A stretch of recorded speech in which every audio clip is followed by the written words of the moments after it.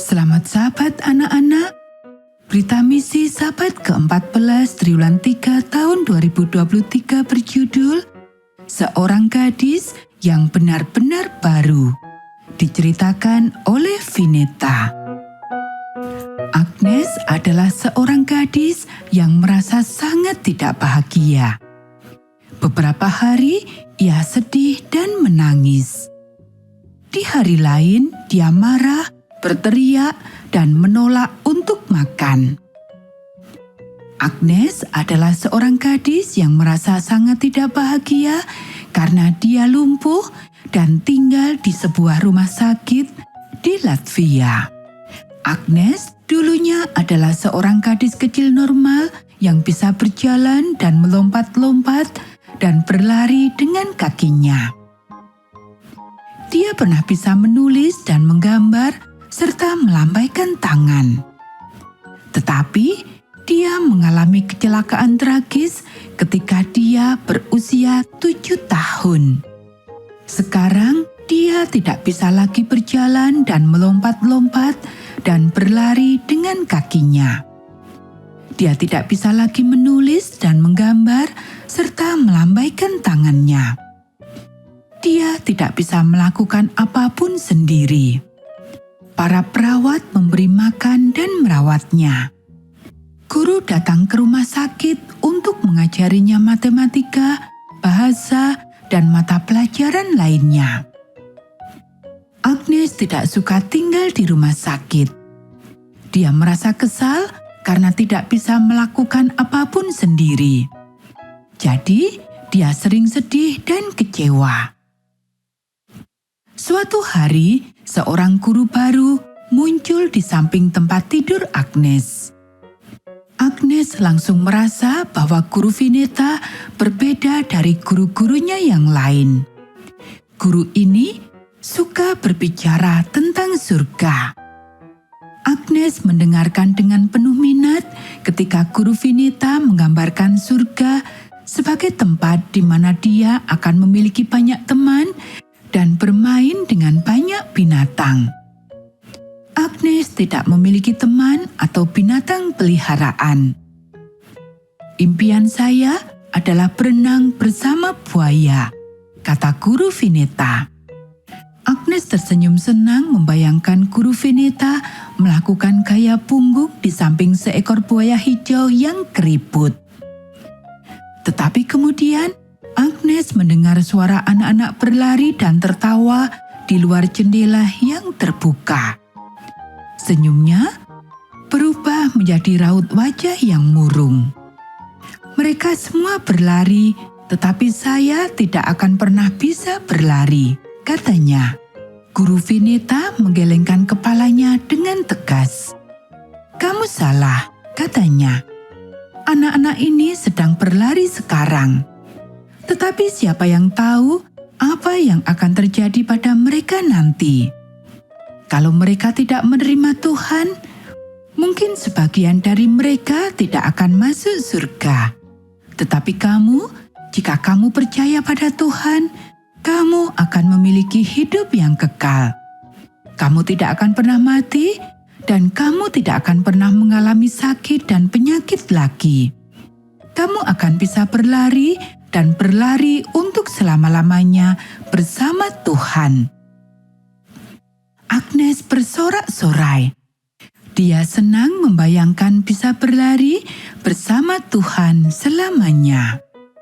Guru Vineta semakin sering mengunjungi Agnes di rumah sakit. Dia juga mengajar anak-anak di sekolah, dan dia mencoba mengunjungi Agnes saat istirahat makan siang. Hampir setiap kali dia berkunjung, dia membawa gambar-gambar yang dibuat anak-anak untuk Agnes. Agnes menyukai gambar-gambar itu.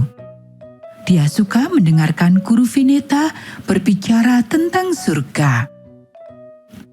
Setiap kali guru Vineta berkunjung, dia berdoa. Pada hari ulang tahun Agnes, guru Vineta mengejutkannya dengan sebuah pesta. Bunga-bunga berwarna cerah memenuhi ruangan rumah sakit.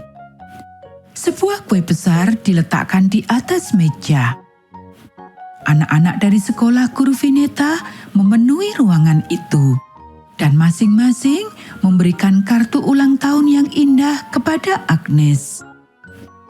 Anak-anak itu semua berdandan, dan mereka menampilkan sebuah drama ulang tahun yang istimewa.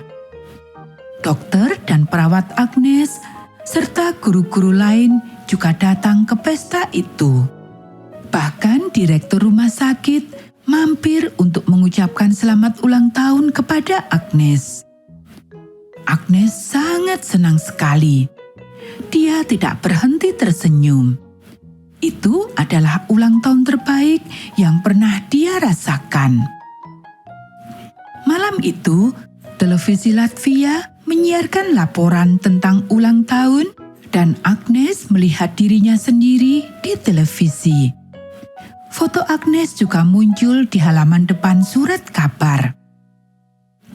Agnes merasa kewalahan dengan semua perhatian itu. Ketika ia sendirian dengan guru Vineta, air mata mulai mengalir di pipinya. Hidup ini layak dijalani hanya untuk mengadakan pesta ulang tahun ini, katanya. Tetapi Agnes masih bergumul dengan emosi negatifnya. Ada hari-hari yang baik dan ada pula hari-hari yang buruk. Kadang-kadang ketika guru Vineta tiba di rumah sakit, para perawat memperingatkannya bahwa Agnes sedang dalam suasana hati yang buruk, berteriak-teriak dan menolak untuk makan. Ketika musim panas tiba, guru Vineta pergi berlibur dan tidak bisa mengunjungi Agnes selama berminggu-minggu. Tetapi ketika tahun ajaran dimulai lagi pada musim gugur, dia kembali ke rumah sakit. Saat dia berjalan masuk, seorang perawat menghentikannya di dekat pintu. Guru Vineta bertanya-tanya apakah Agnes sedang dalam suasana hati yang buruk. Tetapi perawat itu mengatakan semuanya baik-baik saja. Bahkan katanya, Agnes bukan gadis yang sama seperti sebelumnya. "Apa yang terjadi pada Agnes?" tanya perawat itu. "Dia anak gadis yang sepenuhnya baru. Ini bukan Agnes yang dulu. Sekarang dia selalu bahagia. Dia tidak pernah kasar kepada kami. Dia selalu bersyukur. Dia mengizinkan kami untuk mencuci rambutnya dan memberinya makan.